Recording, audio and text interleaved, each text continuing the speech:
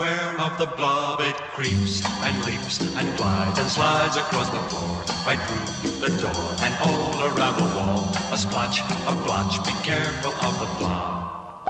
Beware of the blob, it creeps and leaps and glides and slides across the floor, right through the door and all around the wall. A splotch, a blotch, be careful of the blob. Beware of the blob, it creeps and leaps and glides and slides across the floor. We are in downtown Phoenixville, Pennsylvania right now, and right behind me is the iconic Colonial Theater, which was used in the climax of the 1958 classic, The Blob.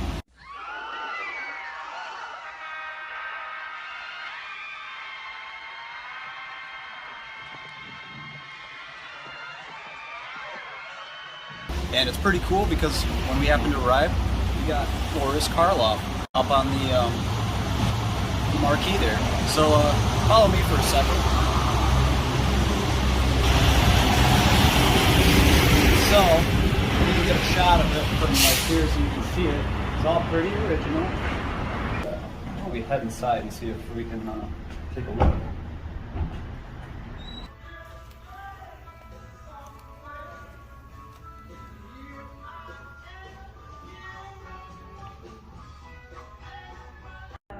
The virtual Blobfest, the organ rises up from below the stage.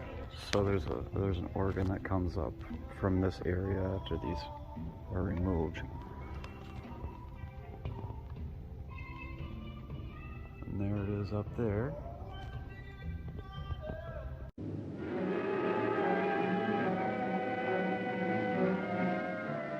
Yes, I am here, the demon who possesses your soul. Wait a bit. I am coming for you. I have so much to show you. Tony, listen, I want to see you outside. Hey, what gives? I thought you cats didn't dig spooky shows. Tony, this is important. Outside.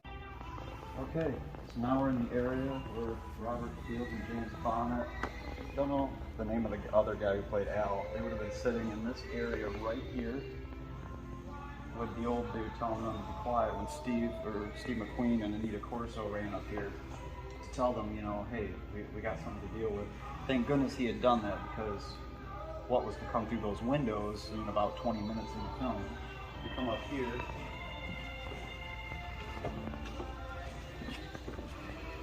the Colonial has a beautiful plaque up here. You got to make sure you rub it for good luck. But right here, you can see it in the film. It looks very, very close to how it had looked then. But Bart Sloan had taken a photo of this wall here, hand tinted it, and so these 4 windows here would have been where he had pushed the silicone blob through. And you know, that's the classic shot, and you can even see like a cutout of a human head sitting right about here.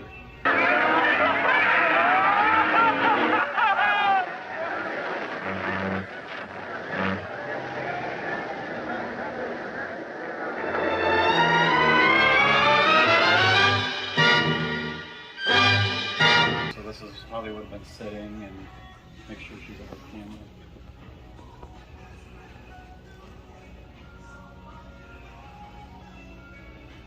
Absolutely fantastic place.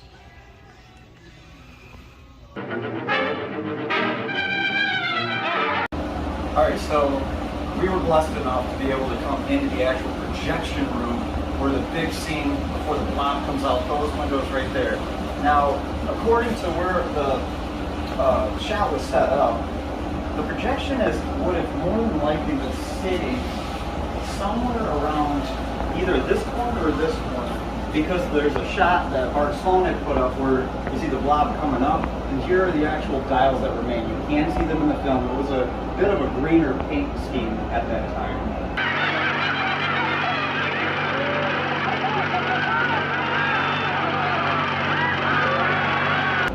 And so basically I would have attacked him about here. So based on where the guy was sitting, I'm guessing it would have been right about here actually, because it kind of does adjust compositions. Somewhere down here, they have placed a vent which does not, I don't think ever existed.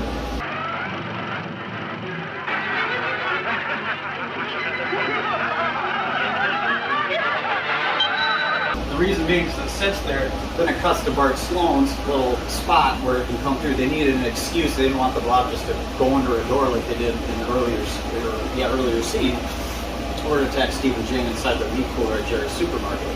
So they, just blew a little vent right here, cut to the shop, and then go in a raised up over top of these dials. Well, look, you've got to come with us. There's nobody else we can go to. Mrs. Porter, Dr. Howland. I'm leaving now. Yes, I'll be back tomorrow night, probably late. So right now we're walking up the street, Main Street. Colonial Theater. It's just down there on Bridge.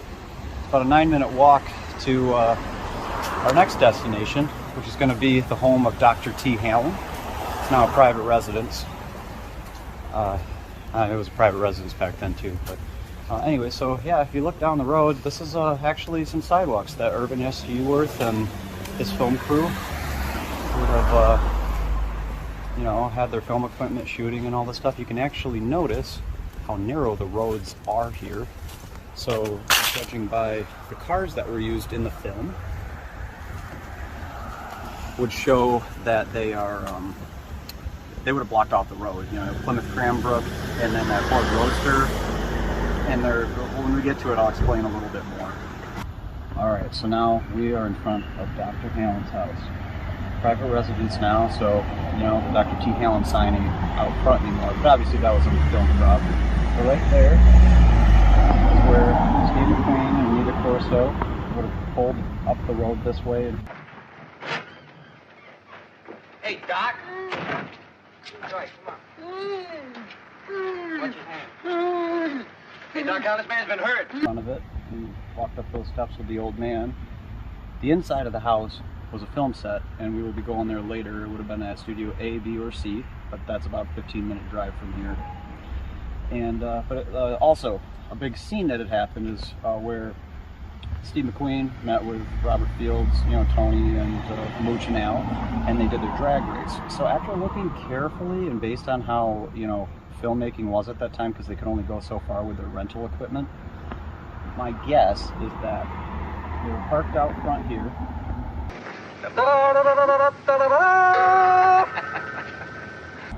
Did their talking scenes, and then obviously in the film they just pull away. But based on the way that road next to it, 3rd Avenue is more than likely where they had shot the actual shots of the race itself.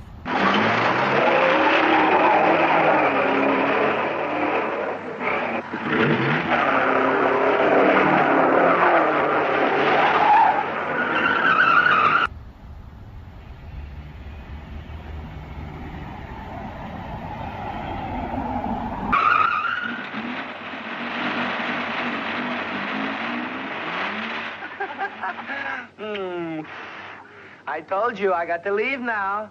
So, another thing that I want to point out is when Steve McQueen comes here with Anita and they come up to the front of the house.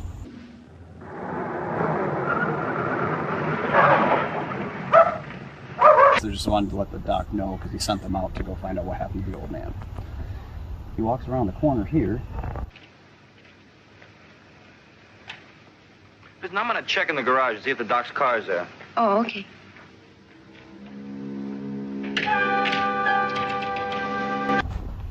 And stops, and that's where you see the dock and the blinds falling, and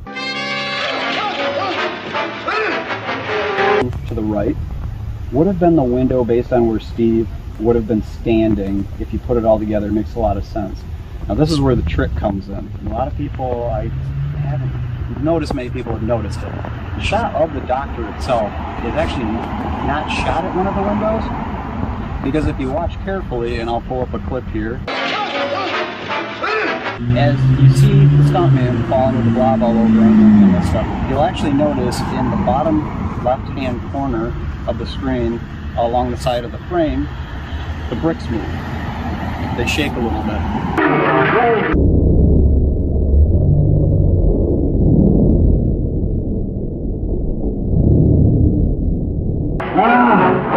I don't really think that with a house built like that the bricks really shook. CO2. Hey, that's it. Huh? Lieutenant, I know where there are 20 extinguishers of that type. Good. Where? At the high school. Who can go with me? Hey, right here, Mr. Martin.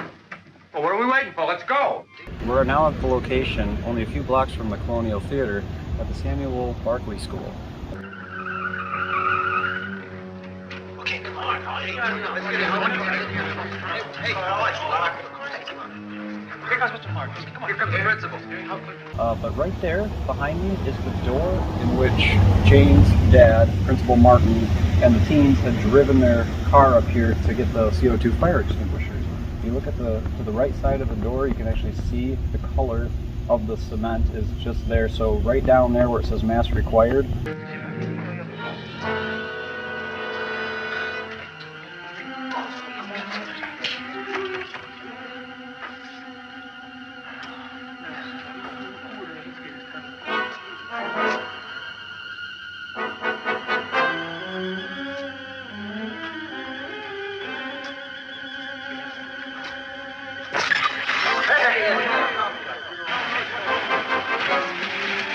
Is where he would have picked up the rock, went up those stairs, and then broke the, the doors have been changed obviously since then.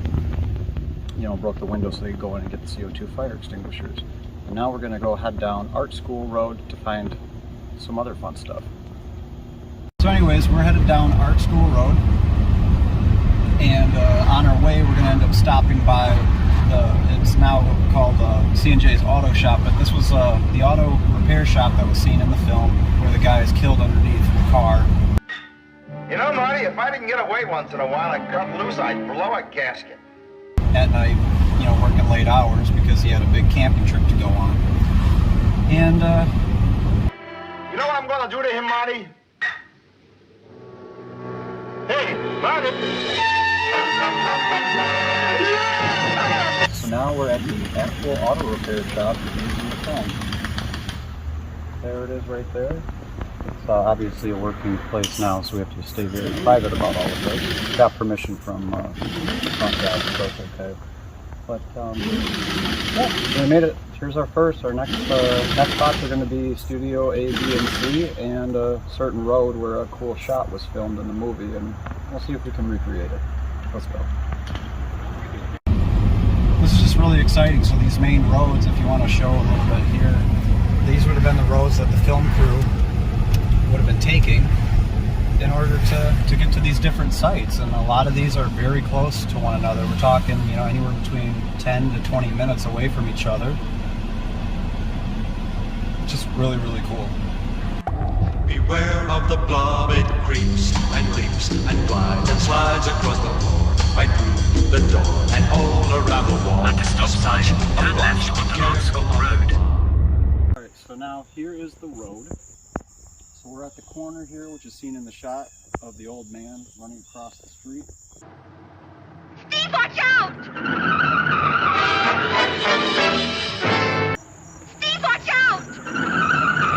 Is where it actually wasn't Olin Howland, it was another person that stood in that had similar hair, because they could only keep Olin for about 2 days, I believe it was, for his shooting, when Steve has to stop and pick him up on the side of the road. More than likely, they would have changed up the camera angles a little bit, because a lot of the landscaping here, it's a little more overgrown than it was seen in the film. The actual hills are still here.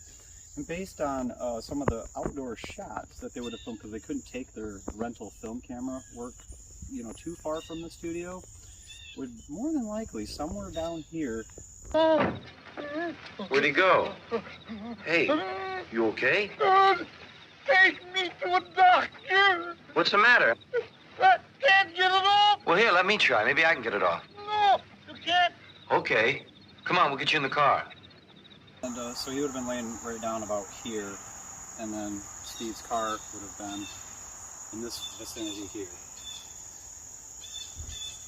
And if we turn the camera and go this way, you can understand why they did the shot this way, because these driveways right here are the two standing out of the 3 studios that Valley Forge Studios used. Makes a lot of sense. Here is one of the studios, one of their main sound stages for Valley Forge films that made the BLOB.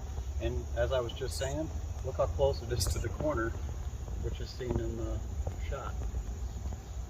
Kind of makes sense. Let's just take our camera equipment out of the studio and just shoot it on this pretty private road. It's still public.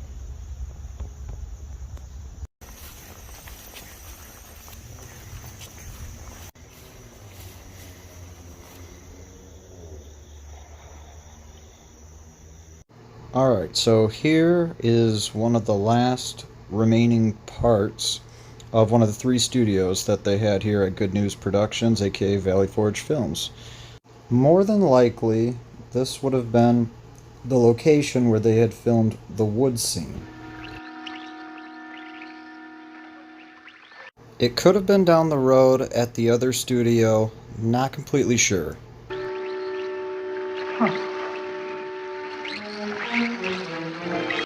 But this is one that they used for interior shots.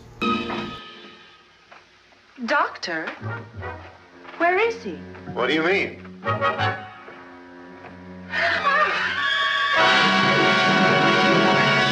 Kate, stand still. Don't move.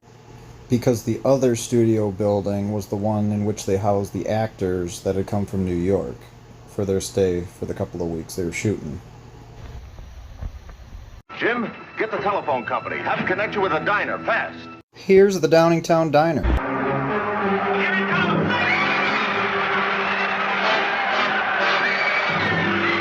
It's a lot different than it looked in the film. Now listen, it's too late. See if we can get out of the back. All right,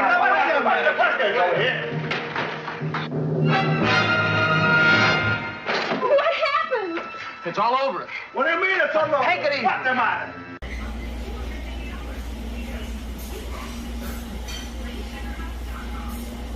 Cellar. Okay.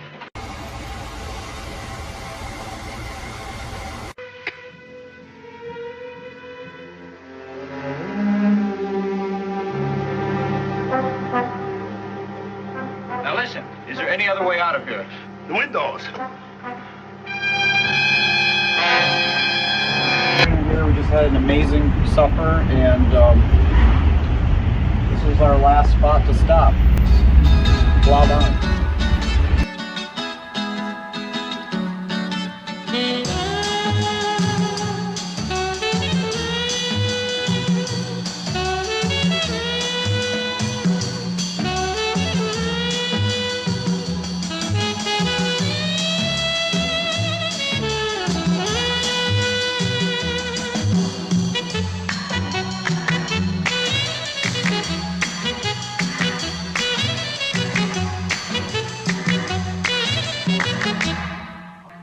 Beware of the blob, it creeps and leaps and glides and slides across the floor, right through the door and all around the wall. A splotch, a blotch, be careful of the blob. Beware of the blob, it creeps and leaps and glides and slides across the floor, right through the door and all around the wall. A splotch, a blotch, be careful of the blob. Beware of the blob, it creeps and leaps and glides and slides across the floor, right through the door and all around the wall. A splotch, a blotch, be careful.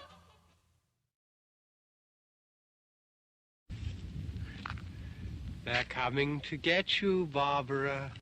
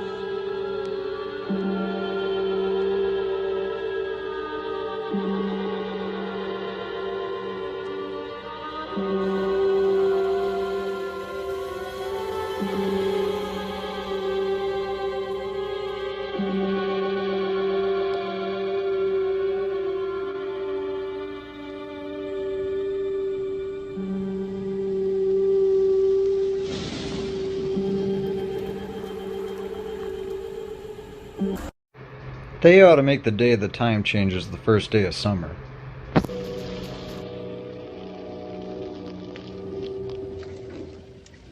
They ought to make the day the time changes the first day of summer.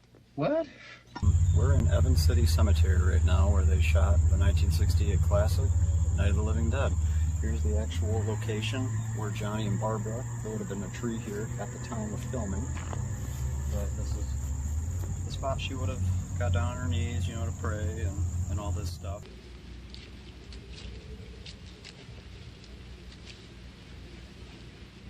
We're gonna quick find somewhere out in this beautiful cemetery the stone that she's standing behind when she locks eyes with the zombie.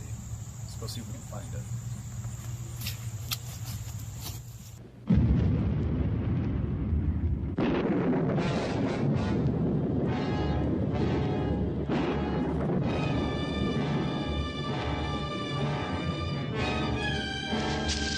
So, we found the stone. It was only 10 feet away from the other location seen in the film.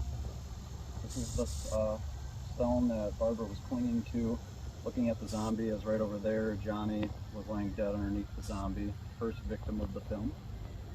It's really, really cool being able to see this stuff and that it's still here. Thank you, Nicholas Kramer.